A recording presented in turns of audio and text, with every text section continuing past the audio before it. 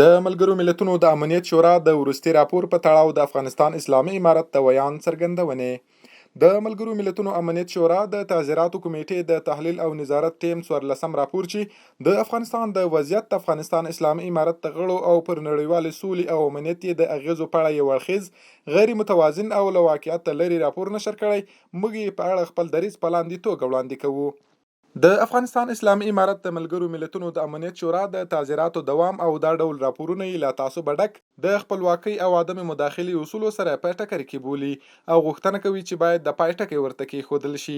د افغانستان اسلامي امارت په یاد راپور کې منعکس شوي بې اساسه تورونه چې د افغان حکومت د مشرانو ترمنځ اختلافات موجود دي، افغانستان د ترهګرو پر امن ځای بدل شوی، د مخدره توکو قاچاق د اسلامي امارت د چارواکو له لوري ترسره کیږي، د صلاحیتونو انحصار او په حکومت کې د ټولو قومونو نشتون او نور بې بنیاده او د افغانستان له خپلواک ولس او نظام سره ښکاره دښمني او د تیرو 20 کالو بې اساسه تبلیغاتو بې ګټې او مغرضانه تکرار بولي.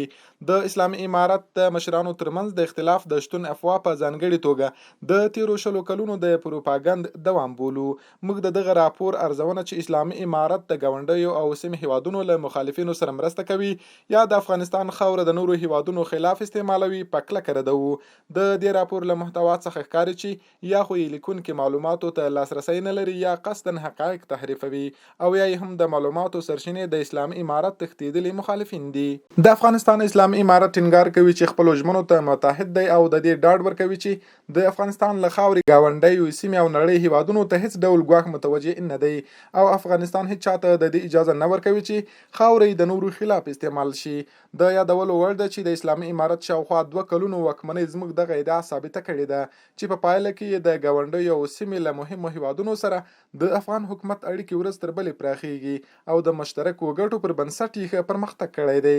دا د دوه اړخیز اعتماد پایله ده. اسلامي امارت یادونه کوي چې د نشهیي توکو کښت، تولید او قاچاق په بېساري ډول راښکته شوی دی او د نړیوالو رسنیو وروستي راپورونه د دې ښکاره ثبوت دی. اسلامي امارت ټینګار کوي چې د امنیت شورا دا ډول یو اړخیز او غیر موثق راپورونو نشر نه یوازې دا چې د افغانستان او نړیوالې سولې او امنیت سره مرسته نه کوي بلکې د خلکو اندېښنو د زیاتېدو سبب هم ګرځي او د ملګرو ملتونو پر خپلواکۍ او بېپرېتوب شکونه لا زیاتوي او اعتبار ته یې هم صدمه رسوي. د افغانستان اسلامي امارت ټولې پریکړې د اسلامي شریعت د لارښوونو د دوه اړخیزو او څو اړخیزو تعهداتو او ملي ګټو په رڼا کې ترسره کیږي او چمتو دی چې له نړیوالې ټولنې سره ګډو اندېښنو ته د رسیدګۍ په موخه تعامل ته دوام ورکړي.